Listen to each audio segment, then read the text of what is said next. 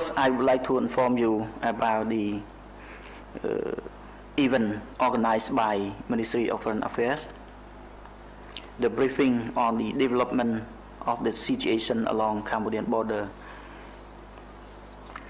I would like to inform that the briefing had yesterday at 3:30 p.m.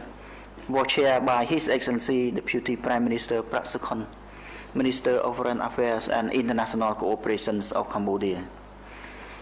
The event was attended by a total of 77 participants from 64 institutions.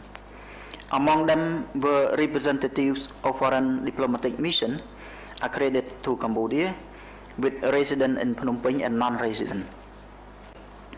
14 missions are the non-resident, out of them 10 from Bangkok, 3 from Hanoi and 1 from Beijing. In addition to that, 22 international organizations were also represented. So now come to the point that he had briefed to the event yesterday. His Excellency Deputy Prime Minister Prak Sokhonn has started by the briefing by expressing that Cambodia speaks today as a country that has endured the scares of conflict and who knows too well the devastating cost of war. It is precisely because of this experience that we always choose peace over confrontation. We believe firmly that disputes between nations must be settled through dialogue, international law and cooperation, not through force. From the very beginning of the crisis, Cambodia has worked tirelessly to de-escalate tensions and to restore calm. So this is the beginning of the point he has made. Now come to the point on fragile of the ceasefire. He had pointed out that Cambodia continued to observe some violations, including encroachment through the laying of barbed wire and the destructions of civilian infrastructure in and outside the conflict zone. Continued military activities such as the construction of new roads, bunkers and trenches in disputed areas, as well as the continuing detentions of the 18 Cambodian soldiers. These actions undermine trust and make the ceasefire fragile. Therefore, establishment of the interim observer team led by Malaysia and the prompt establishment of the AOT is essential. Cambodia has abided by the agreed ceasefire and the spirit of the MOU 2000. Second point on normalization of bilateral relations. His Excellency Deputy Prime Minister underscored that Cambodia believes peace cannot be restored if border communities remain trapped in fear and displacement. That is why we have proposed practical steps to return relations to normalcy. This should start with the discussion on reopening border checkpoints and facilitating the free flow of people and goods, cross-border crimes and humanitarian demining. On transnational crimes, he underlined that cooperation against transnational crime is a priority for Cambodia.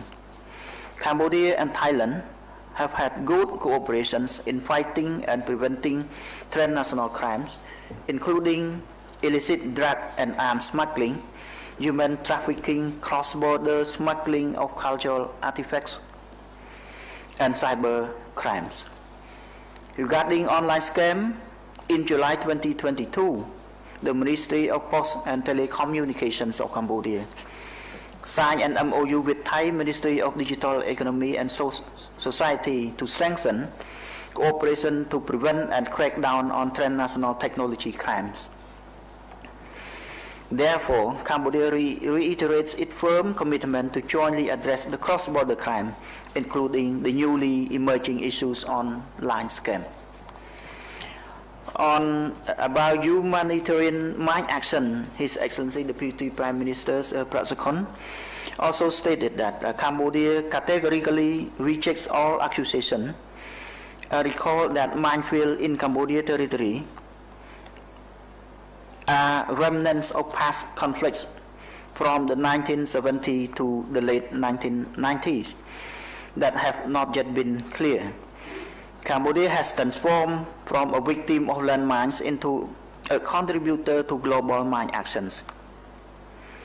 We also have deployed over 10,000 deminers, including peacekeepers, to UN peacekeeping missions in 9 countries too.